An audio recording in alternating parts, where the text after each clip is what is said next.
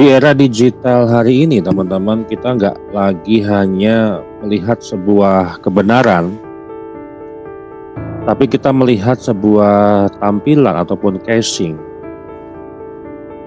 Kita nggak lagi juga menilai sebuah kedalaman ilmu, tapi bagaimana seseorang itu bisa tampil di layar ataupun di depan kamera. Nah, disinilah muncul satu fenomena yang jarang dibahas secara jujur. Kita bicara tema pada hari ini adalah citra religi Habib dikemas ulang demi sebuah viralitas. Nah, apakah kesucian yang selama ini kita lihat itu benar-benar berasal dari sebuah nilai, atau itu hasil dari sebuah cara yang dikemas ulang hanya untuk menambah sebuah popularitas? Dalam video ini saya tidak sedang beropini. Analisa yang saya gunakan ini menggunakan pendekatan naratif framing analysis, kemudian social perception mapping, kemudian naratif conflict index, dan sentiment emotion virality. Data yang saya ambil itu dari platform-platform media sosial seperti YouTube, TikTok, dan Instagram.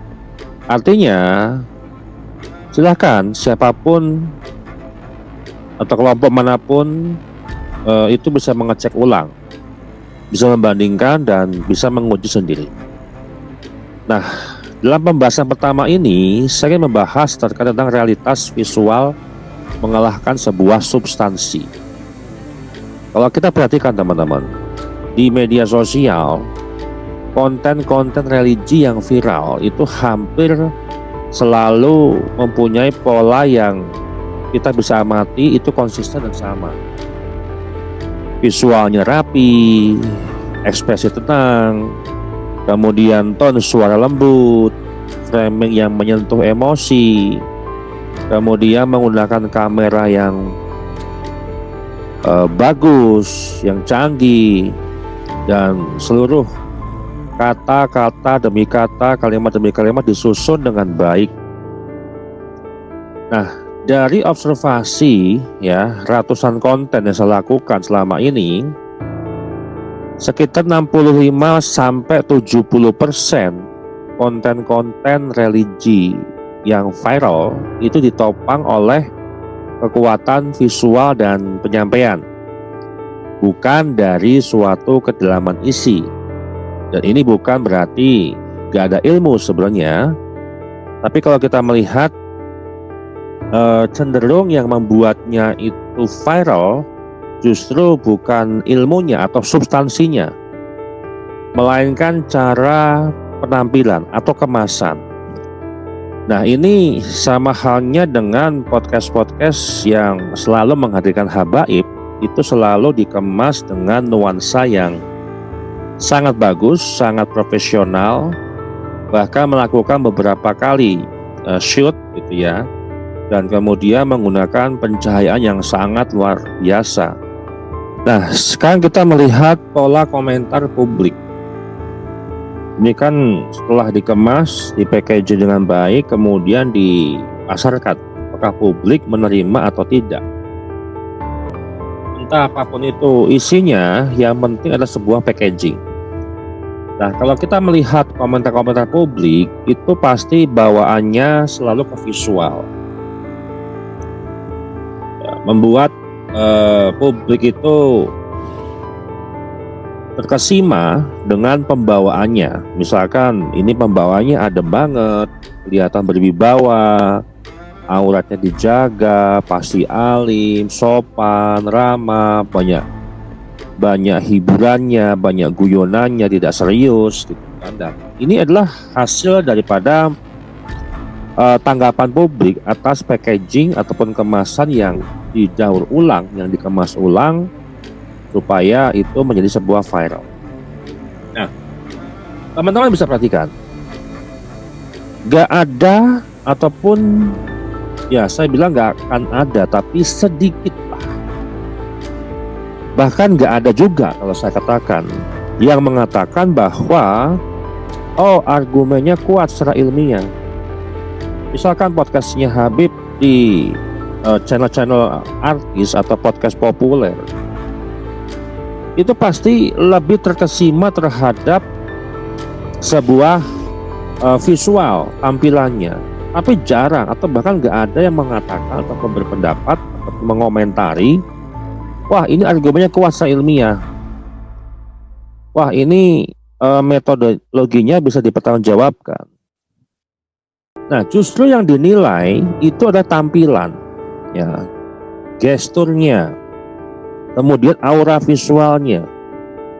Artinya apa? Persepsi kesucian itu dibentuk dalam hitungan detik dari sebuah visual. Nah, bagaimana mekanisme branding religi Habib sekarang ini di sosial media? Dalam dunia digital, setiap Habib ataupun figur-figur tertentu, sadar atau tidak, itu sedang membangun sebuah personal branding.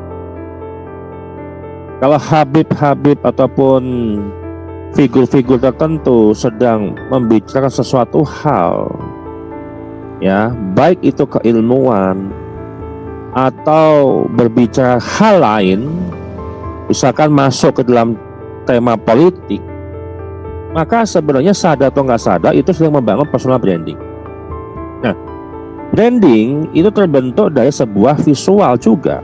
Bagaimana melihat pakaian, warna, kemudian ekspresi, kemudian narasi yang dibangun, caption, diksi, storytelling, cerita, ya, leluhurnya Ba'alawi itu begini gitu kan, saya ini keturunannya si Anu, si Fulan bin Fulan.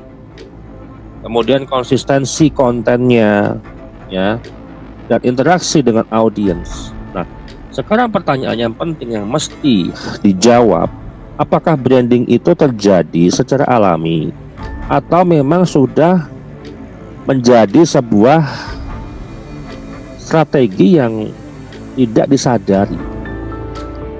Nah, kalau kita membangun sebuah branding, pasti itu akan memberikan sebuah efek yang ingin dilihat orang, ingin dilihat publik itu wah, ingin dilihat publik itu enak untuk diikuti. Akhirnya engagement yang berbicara. Nah, kalau kita analisis lebih dalam lagi terkait fenomena ini secara multi layer, itu yang pertama dengan layer kognitif. Otak manusia itu cenderung menilai lebih cepat dari visual. Perkara benar atau salah belakangan. Ya, perkara itu berbasis metodologi data atau bukan, itu urusan nanti. Yang penting dari tampilan visualnya. Nah, ini disebut dengan thin slicing. Orang lebih percaya terhadap sebuah visual daripada isi. Bahkan isi pun juga nggak pernah diperhatikan, gitu kan. Kemudian yang kedua itu secara emosional, ya, layer emosional. Simbol-simbol religius, ya, seperti simbol-simbol Habib, glorifikasi Habib, glorifikasi nasab, ya, itu selalu memicu rasa hormat. Rasa hormatnya yang nggak biasa, ya, hormat yang terlalu memuja, dan itu membuat orang lupa diri, ya. Terlalu taklid buta terhadap suatu penghormatan atau penghultusan lah. Kemudian memicu sebuah ketenangan dan memberikan sebuah kepercayaan yang instan. Oh, ini zuriat Nabi, ini yang ngomong itu adalah keturunan Nabi, ini yang ngomong itu adalah darahnya Nabi. Orang tidak akan pernah memikirkan mau benar atau salah, memverifikasi. Tapi karena penyampaian narasi yang mengklaim diri sebagai keturunan Nabi, maka ya percaya. Apalagi sekarang narasinya berubah. Ya sudah, kalau nggak percaya Habib ya sudah, nggak apa-apa, gitu kan. Artinya apa? Itu memberikan sebuah pancingan, memberikan sebuah pemicu, seolah-olah nanti, oh ini berarti ada masalah dengan polemik nasab. Akhirnya orang lebih percaya kepada visual. Kemudian layer ketiga adalah sosial.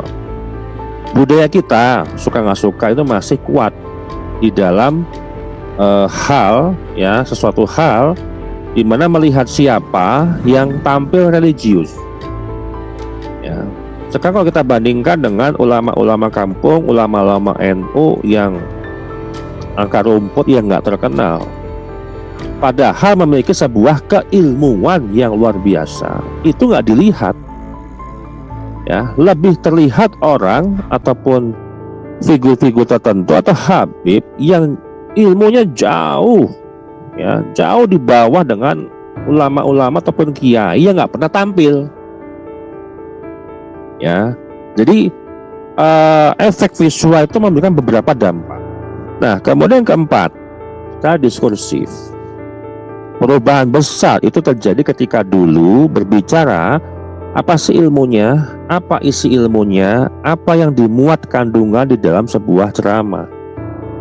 Kalau dulu teman-teman masih mengingat ceramah almarhum Kiai Haji Zainuddin MZ yang penuh dengan keilmuan, bandingkan dengan sekarang, bagaimana cara dia itu tampil, cara figur itu tampil, cara habib itu tampil, kan perubahannya sangat besar teman-teman.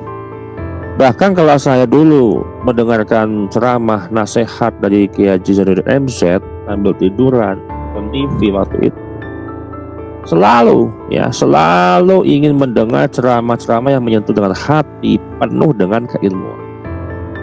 Kemudian yang terakhir adalah struktural.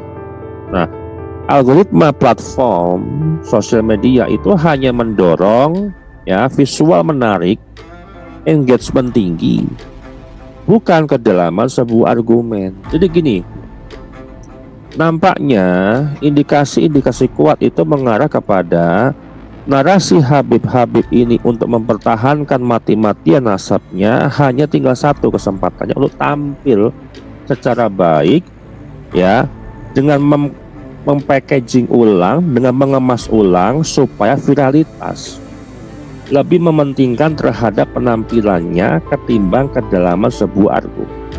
Bahkan tujuannya untuk mengalihkan sebuah substansi. Nah, di sini saya akan menjelaskan titik rawan di mana. Titik rawan itu akan muncul jika persepsi publik yang dibentuk oleh tokoh-tokoh figur tertentu ataupun habaib tertentu secara visual, kemudian emosi dan memframing, maka sebenarnya publik itu benar-benar menilai sebuah kebenaran atau hanya merespon kemasan yang paling meyakinkan. Mereka mencoba untuk meyakinkan publik supaya percaya lagi terhadap nasabnya habaib, tanpa mencari-cari sebuah kebenaran, tanpa mau menuntut sebuah verifikasi. Nah, kalau kita mau mengkomparasi sebuah data, kita coba studi kasus nyata. Ada dua konten lah ya, ada dua konten di YouTube. Konten dengan visual kuat dan storytelling yang emosional, dengan konten yang berat tapi minim visual. Misalkan contoh konten yang sifatnya analisis ya. Apalagi kalau kita bicara konten analisis, konten konten yang bersifat adalah penelusuran sebuah substansi, penelusuran dengan adanya metodologi dan data, bedah kitab misalnya ya, yang hanya dengan tampilan seadanya, mungkin kamera handphone ya, atau mungkin kamera dengan resolusi rendah dan cahayanya kurang, itu kalau kita lihat